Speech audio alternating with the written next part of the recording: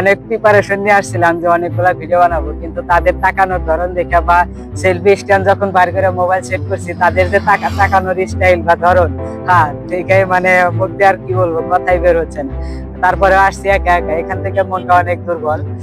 তারপরেও সামান্য কিছু ভিডিও বানাইছি, একদমই যে বানাই নাই তা না। ফেসবুকে কাজ করছি 8 মাস হলো, এখান থেকে কিছুটা হলেও লজ্জা, মানে চক্ষু লজ্জা বা কথা বলার ধরন চলে আসছে। তো আস্তে আস্তে যত কাজ করবো ইনশাল্লাহ এখান থেকে আরো অভিজ্ঞতা বাড়বে। কারণ আমি যখন একদম শুরুতে একদম নতুন অবস্থায় পূর্বে একটা ভিডিও বানিয়েছিলাম, ওইখানে কিন্তু আমার যে ভয়েস গুলা, এখন ওই ভিডিও গুলা যদি আমি নিজে দেখি, আমার নিজের কাছে অবাক লাগে যে এই ভিডিও গুলা কি আমি তৈরি করছিলাম। তখনকার যে আলহামদুলিল্লাহ তখনকার যে কোয়ালিটি তা এখনকার যে কোয়ালিটি অনেক পার্থক্য।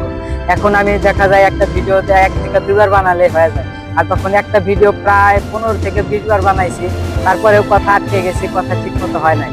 তো দেখা যায় এখানে এমন একটা প্ল্যাটফর্ম, বা এখানে আপনি যত পরিশ্রম করবেন, যত মানুষজনের ভিতরে কথা বলার চেষ্টা করবেন, তত দেখবেন আপনি নিজেকে উপরে তুলতে পারছেন, প্লাস কথা বলতে পারছেন। তখন আর দেখবেন যে আপনার অতটা লজ্জা লাগছে না। এটাকে সবাই পিছনে তাকায় তাকায় দেখতেছে যে আসলে আমি কি করি। যাই হোক, হাসি উপায় তাদের এরকম দেখলে।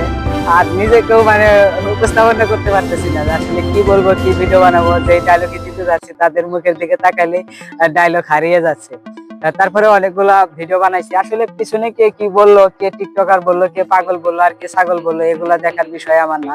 আমার কথা হলো আমার মনিটাইজেশন আছে, আমি ভিডিও বানাচ্ছি, এখান থেকে আমার সফলতা অর্জন করতেই হবে, এমন একটা অবস্থা। কিন্তু বর্তমান ফেসবুক যা শুরু করছে, আইডি রিচ সবকিছুই ডাউন। হ্যাঁ, যে এঙ্গেজমেন্ট গুলা ছিল A to Z সবকিছু ডাউন। সামান্য আবার আগের তুলনায় মনটাও ভেঙে গেছে, খুব একটা সময় দিতেও ভালো লাগে না এখানে। তারপরেও নিয়মিত ধৈর্য ধরে কাজ করে যাচ্ছি। আপনারা আসেন, ইনশাল্লাহ থাকবেন, ভালোবাসা দিয়ে যাবেন, ইনশাল্লাহ পাবেন পাশে।